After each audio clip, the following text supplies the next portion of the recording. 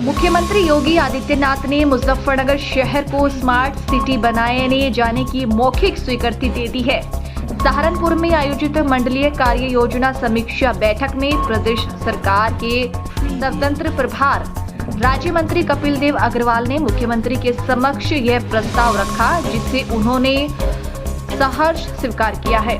मुख्यमंत्री ने इस संबंध में अधिकारियों को इंटीग्रेटेड डेवलपमेंट प्लान (IDP) तैयार करने के निर्देश दिए हैं।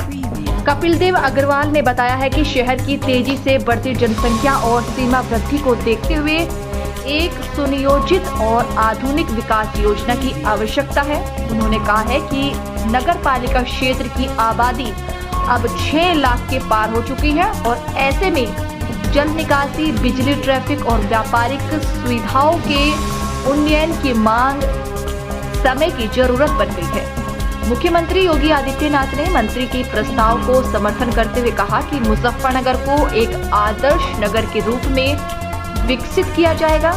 उन्होंने यह भी कहा है कि राज्य सरकार की प्राथमिकता है कि प्रत्येक नगर नागरिकों के लिए रहने योग्य हो और जीवन की गुणवत्ता के हर मापदंड पर खरा उतरे।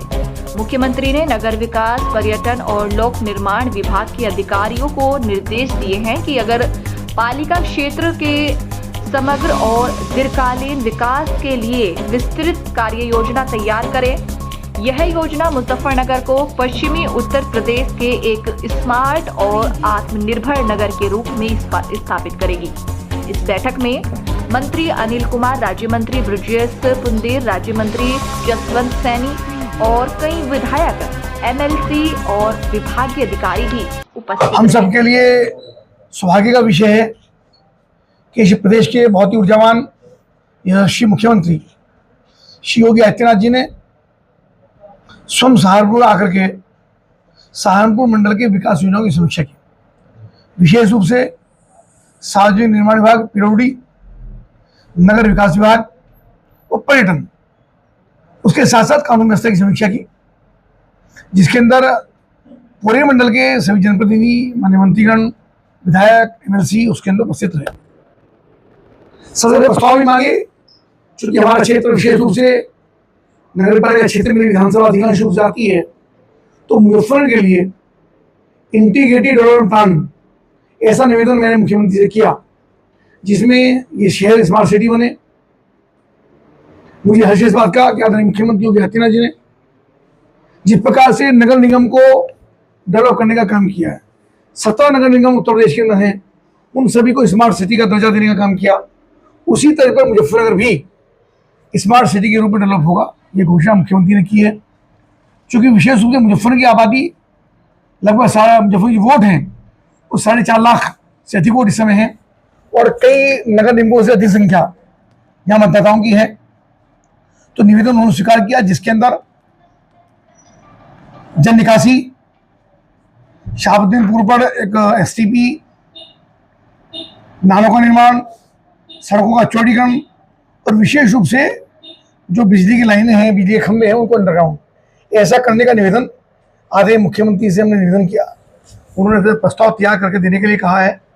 तो शीघ्र ही हम जिलाधिकारी को निर्देशित करेंगे इस बात के लिए कि मुजफ्फरनगर विकास प्राधिकरण, नगर पालिका, PWD, जल निगम, नमामि गंगे, आवास विकास, ऐसे सारे विभागों के साथ एक समीक्षा बैठक करके बातचीत करके उनको निर्देशित करके हम उस बैठक के अंदर रहेंगे, नगर पालिका अध्यक्ष बैठक में रहेंगी और सबका एक समग्र प्लान इस शहर का करेंगे।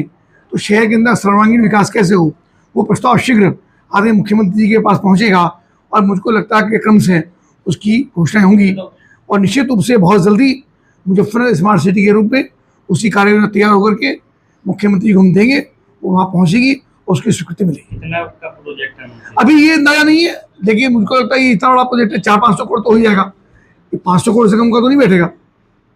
तो इसकी स्वीकृति मौखिक रूप से आदरणीय मुख्यमंत्री ने दी है कि मुजफ्फरनगर को स्मार्ट सिटी के रूप में डेवलप करेंगे और उसका प्रस्ताव, चूँकि नगर विकास के प्रमुख सचिव वहाँ पर थे अमृता विजात जी, यहाँ DM भी रहे हैं, उनको तत्काल प्रभाव से निर्देशित किया कि मुजफ्फरनगर प्लान मंगा करके शीघ्र इस पर कार्रवाई करना शुरू करें। इसके साथ साथ पर्यटन में विशेष रूप से शुक्ति, इसके अंदर भी आपको मालूम ही है कि कई सारी योजनाएं पहले से स्वीकृत हैं, उसके अंदर और भी प्रस्ताव उसके मांगे गए हैं। विशेष रूप जल निकासी का, हॉल का, म्यूजियम का, 3D म्यूजियम का वहाँ पर पहले ही प्रस्ताव हो चुका है। लगभग 13 करोड़ रुपये अभी स्वीकृत हुए हैं शुक्तीर्थ के, और प्रस्ताव मांगे गए, उसमें हम काम करेंगे।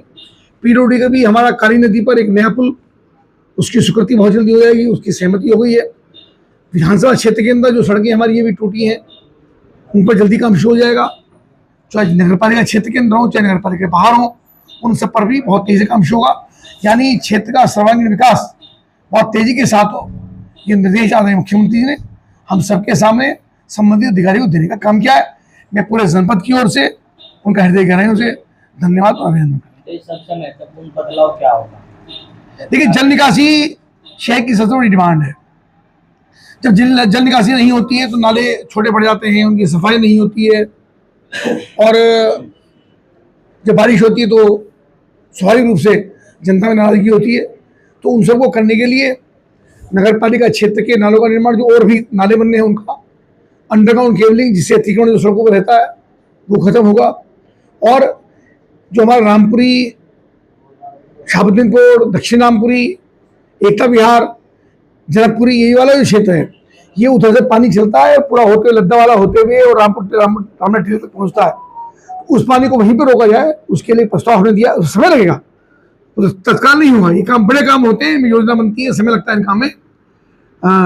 1 साल 2 साल की योजना है, एक दिन योजना नहीं है, और भी ज़्यादा समय लग सकता है।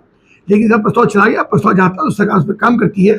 तो मुझको लगता है, मुझे पूरा भरोसा है कि जल्दी इस काम की स्वीकृति मिल जाएगी। 2027 में चुनाव से पहले कितने %? नहीं, देखिए, काम ये बात ठीक है कि 27 में चुनाव है, क्रमबद्ध विकास होता है, हर काम में समय लगता है, योजना बनती है।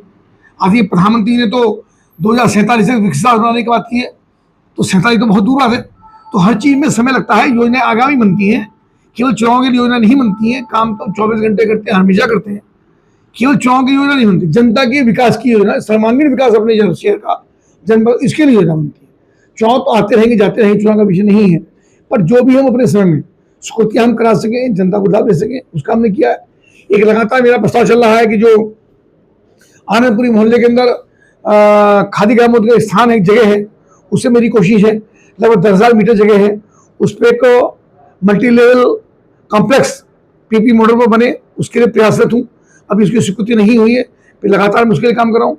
रोडवे का बस स्टैंड मुजफ्फरनगर से ट्रांसफर होकर के, यानी यहाँ भी छोटा बस रहेगा, लेकिन जो हमारी ज़मीन हमने स्वीकृत कराई है यहाँ ट्रांसपोर्ट नगर के पास लगभग 10,000 मीटर, उसमें भी जल्दी ही एक नया बस स्टैंड बनेगा। उसकी योजना लगातार चल रही है, उसके लिए प्रयत्नशील है। उसकी बातचीत हमने आधे मुख्यमंत्री आज भी की है, और हमको लगता है कि जल्दी इसका काम आपको कहीं ना कहीं कम में आते नजर आए।